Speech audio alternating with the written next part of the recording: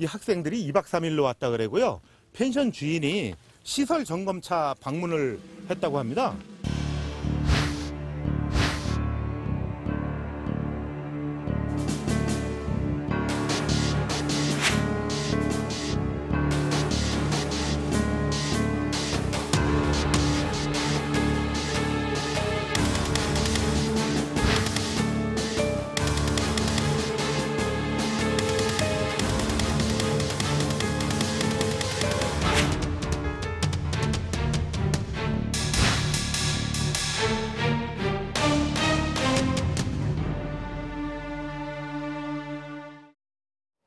네, 일어나지 말았어야 할 안타까운 사고가 또 일어났습니다.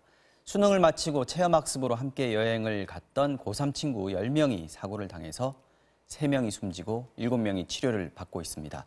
사고 원인은 뭔지, 그리고 책임 소재는 어디에 있는지 현성호 경민대 소방안전관리과 교수님 그리고 강신업 변호사님과 함께 자세히 알아보겠습니다. 자, 먼저 부상 학생들이 치료를 받고 있는 강릉 아산병원 연결해서 학생들 상태부터 좀 알아보고 오겠습니다. 학생 1명이 추가로 의식을 회복해서 부상자 7명 가운데 2명이 의식이 돌아왔다고 하는데요. 중계차 나가 있습니다.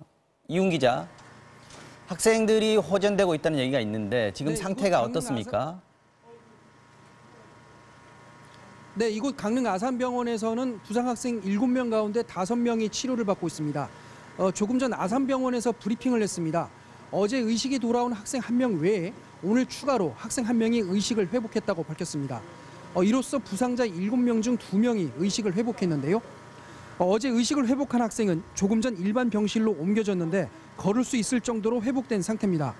추가로 의식이 회복된 학생도 물을 마실 수 있을 정도로 상태가 좋아졌습니다. 나머지 학생들도 자가 호흡이 가능한 상태입니다. 학생들은 일주일가량 집중적인 치료가 필요해 당분간 다른 곳으로 이송은 어려운 상황입니다. 하지만 원주 세브란스 기독병원으로 옮겨진 학생 2명은 아직 의식 저하 상태로 알려졌습니다. 이번 사고로 숨진 학생 3명 가운데 2명은 강릉 고려병원에, 1명은 강릉 아산병원에 안치됐습니다.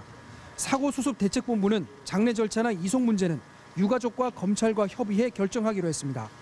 사고 원인 조사도 속도를 내고 있습니다. 경찰은 1차 현장 감식에서 어긋난 보일러 연통 사이로 다량의 연기가 새나가는 것을 확인했습니다.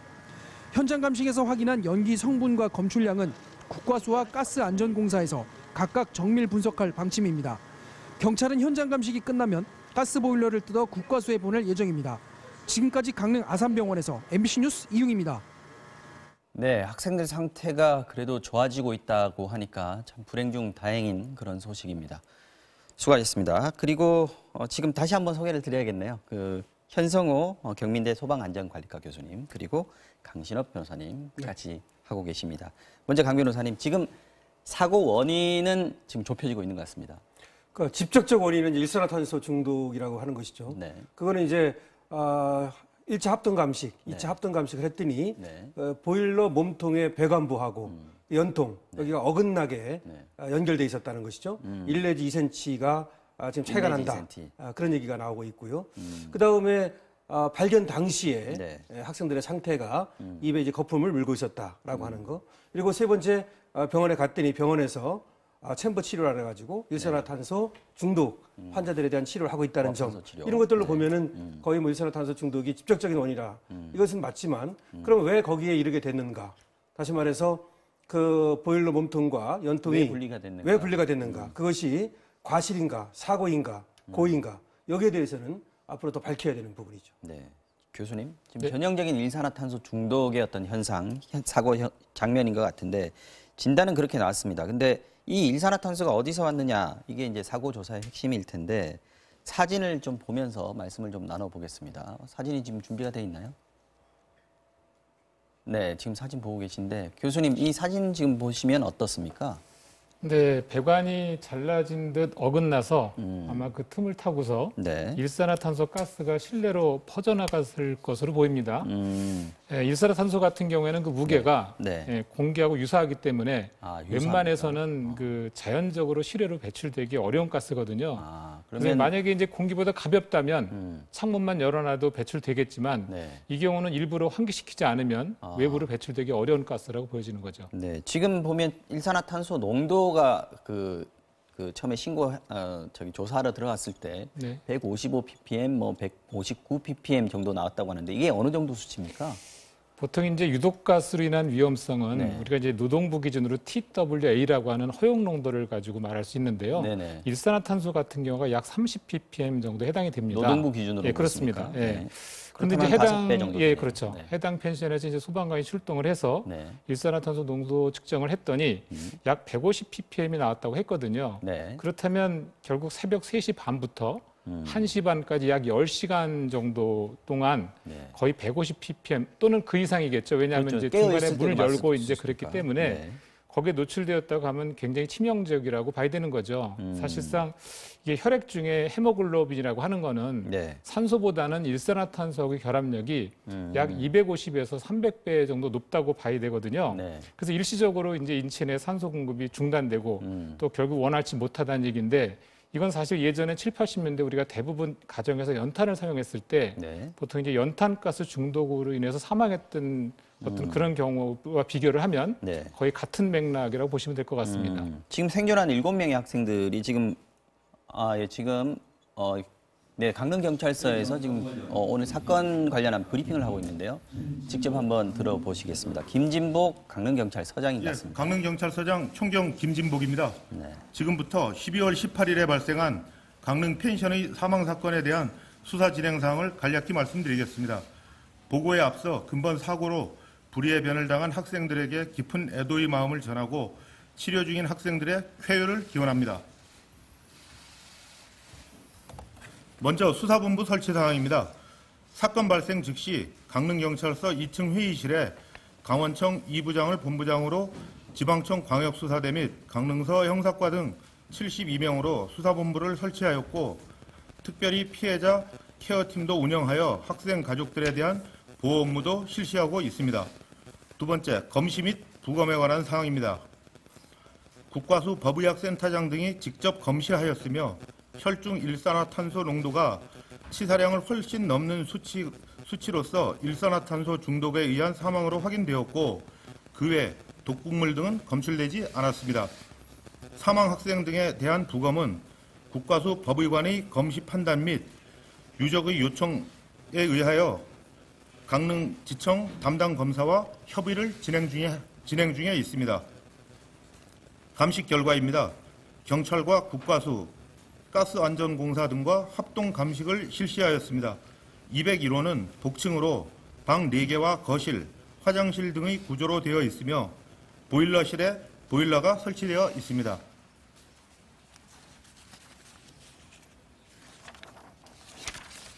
보일러실에는 연소가스를 내보내는 배기관이 본체와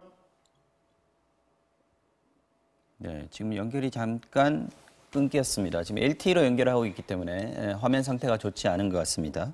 지금 네, 다시 나왔나요? 네, 다시 들어보시죠. 종합적으로 수사를 진행하고 있습니다. 피해 학생들의 행적에 대한 수사가 되겠습니다. 주변 CCTV 확인 결과 12월 17일 15시 42분경에 펜션에 입실 후 16시 03분에 퇴실하여 경포 쪽으로 이동하였고 18시 56분과 18시 59분 사이에 택시 3대에 나누어 타고 펜션에 도착하여 바베큐장에서 고기를 구워 먹으며 식사를 하였고 이후 20시 52분 식사를 마치고 청소를 한 후 21시 05분에 201호 객실로 올라간 이후 이동하지 않은 것으로 확인되었습니다. 관계자 조사 사항입니다. 펜션을 운영하는 김모 씨 등 2명을 조사하였습니다. 김모 씨 등은 금년 7월부터 임대를 하여 펜션을 운영하고 있으며 당일 13시경 학생들을 발견하고 신고하게 되었다고 진술하고 있습니다. 다시 한번 불의의 일을 당한 학생들에게 애도를 표하며 치료 중인 학생들에게도 빠른 쾌유를 기원합니다.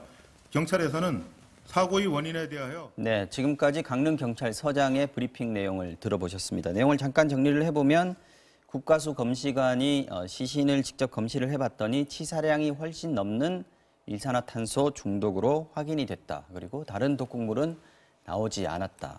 아까 말씀드린 대로 사고의 직접적인 원인이 일산화탄소 중독이었다라는 것을 다시 한번 확인을 한 거고요. 그리고 합동 감식 결과 보일러 배관이 파손된 걸 확인을 했다. 이렇게 돼 있습니다. 자, 교수님.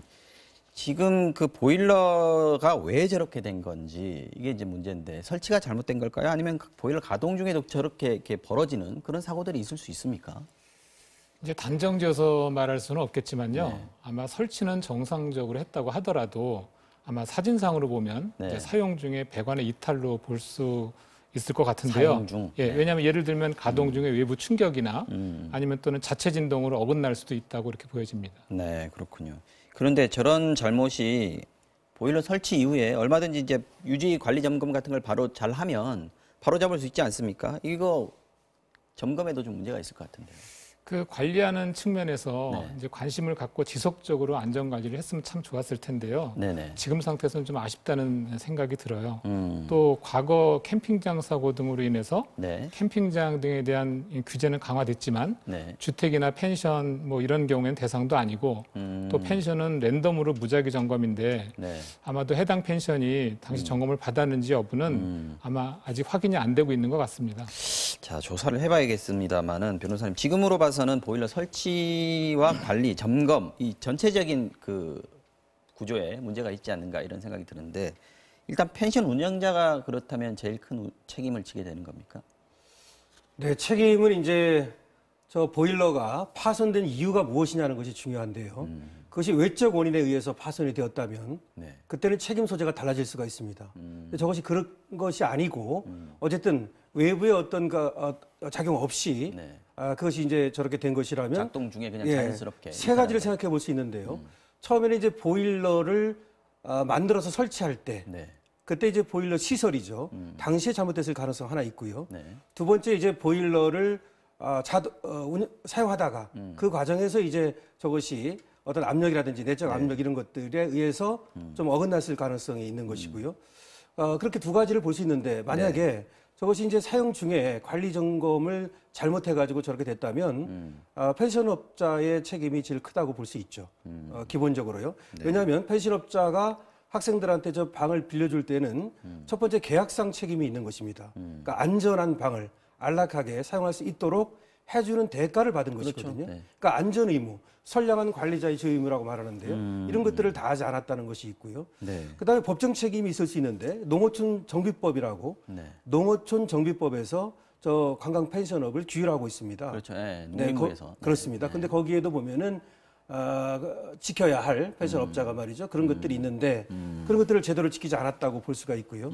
또 세 번째는 이제 지자체와 국가가 연 1회씩 네. 관리 감독을 하도록 돼 있거든요. 근데 그것을 제대로 안 한 것 같은데요. 사실은 저것이 게스트하우스로 쓰이다가 그 다음에 이제 이번에 보면 7월 달부터 임대를 예, 했다는 그렇죠. 거잖아요. 펜션업으로 쓰인 것이 2018년 7월부터입니다. 네네. 그래서 그 당시에는 면제를 받았던 거예요. 그리고 이제 2019년 2월 내년에 이제 관리 감독을 받도록 돼 일부러 있거든요. 안 받은 게 아니라 이건 그냥 자연스럽게 빠진 그렇습니다. 거군요. 7월부터 했기 거군요. 때문에. 네. 그 6월에 그러니까 그때 점검 기간이었거든요. 네. 그걸 피해서 7월에 이제 신고를 했죠. 그래서 지금까지 한 번도 안 받은 겁니다, 사실은. 그리고 내년 2월에 받게 돼 있는데 네. 이거 사각지대였던 거죠. 그러네요. 예, 그런 어떤 것이 있는데 어쨌든 제대로 이제 지자체라든지 농림식품부입니다. 네. 여기에서 관리 감독을 했는가 이런 문제가 있을 수가 있겠죠. 이런 대형 사고가 날 때마다 느끼는 게 어느 한 곳만 제대로 됐어도 사고가 안 일어났을 텐데 여러 개의 어떤 요인들이 겹쳐져서 이런 사고들이 일어나는 이런 게 좀 안타깝습니다. 근데 교수님,